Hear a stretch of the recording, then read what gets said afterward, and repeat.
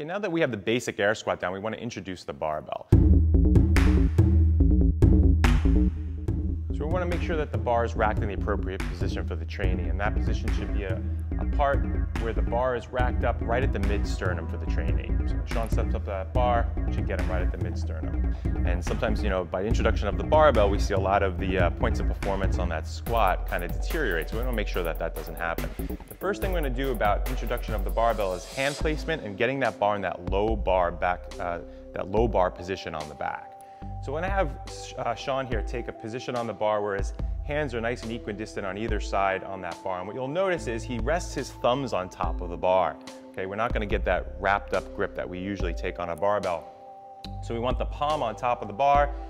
He's going to take his head and shoot it under the bar and slide it into position. What you'll notice here, right, on these wrists is that we want a nice and flat wrist here. We want to make sure that he doesn't grip that bar. Let's wrap your thumb around the other way, Sean.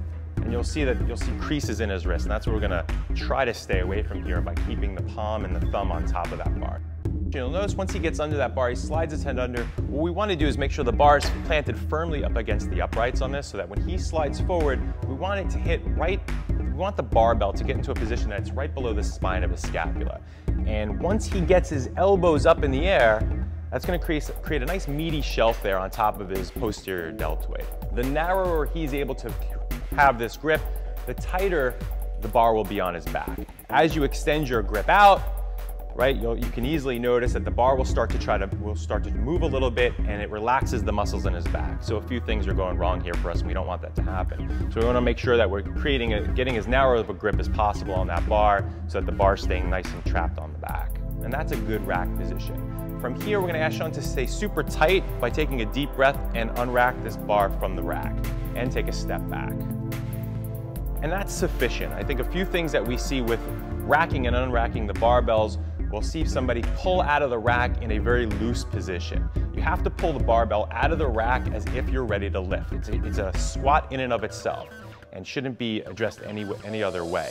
So from this position, Sean's gonna give us 5 squats here. There are 2 things that are gonna be a little bit different from the basic air squat that we went over, so that when he goes down to the bottom of the squat, he no longer has his elbows the luxury of having his elbows to push his knees out so they're tracking over. So what we want him to do is actively think about shoving his knees out from the initiation of the squat down. The other thing that we're going to change up here is he's no longer going to be hesitating at the bottom of the squat. Sean's going to hit the bottom and drive out with that aggressive hip drive immediately out of the bottom. So let's get 5 squats here, Sean. Good hip drive.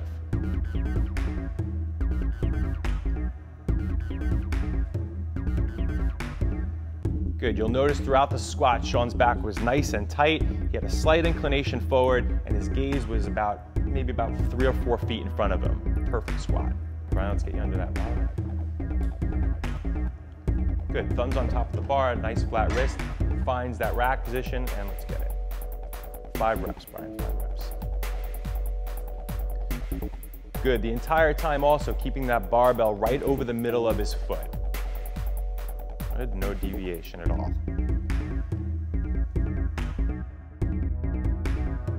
Good position, getting that bar right below the scapula, elbows up, right on that rear delt. Good, nice. Let's unrack that bar, Jeff.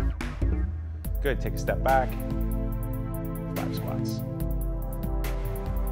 Good, really drive out of that bottom, don't hesitate at the bottom. Good, there you go. 4, good, 1 more squat. Good drive. Now that our trainees are warmed up with some basic air squats and some time under the bar, we want to make sure that when we start introducing some weight that all the mechanics stay the same.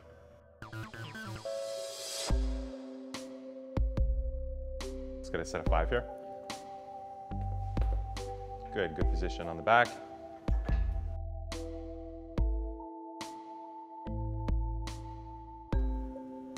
Good, so we're still maintaining that nice tight back. His elbows are up. He's driving hard from that hip position. Big drive. Good. There you go, Sean. Nice.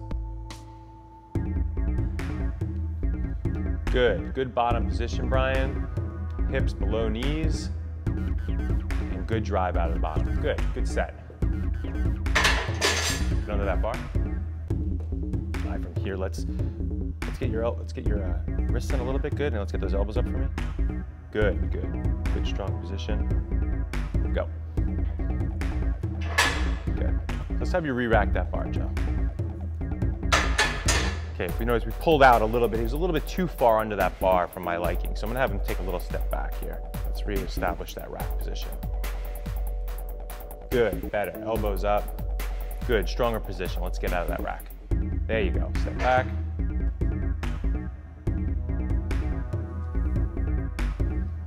Good, hit that bottom and drive up. One more. There you go, good, and rack it up. Getting the elbows up is going to help create that shelf on the posterior deltoid so that this bar can rest nicely on that. Also, again, getting that grip as narrow as you can tightens up everything in the back, making sure that this bar doesn't roll around in the back. So we want to talk about re-racking the weight here after your set. And what you want to do is find the uprights. So when you walk into them, you want to literally walk right up into the uprights and drop the bar down. We don't want you to have you searching for the hooks and trying to land on that. So Sean will walk that bar right into the uprights. That's the right way to rack a bar. If you happen to be in a gym that doesn't have an upright that allows you to do that, you might want to look for a different gym. Another position you may find yourself in, especially when squatting alone, is getting into the bottom of the squat and not being able to get out.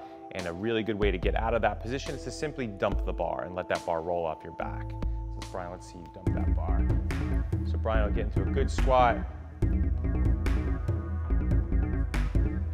Good, he's stuck at the bottom. It's as simple as just kind of dumping that bar off your back and stepping forward. If you're going to do any kind of squatting, you can squat the barbell on the way up by taking some pressure off of the barbell, but that also becomes more and more difficult as the weight gets heavier. If you have two experienced spotters working with you, you can have one on either side working together, whereas if they get under that bar, what you wind up doing is getting your hands on those plates and getting the crook of your arm on the barbell.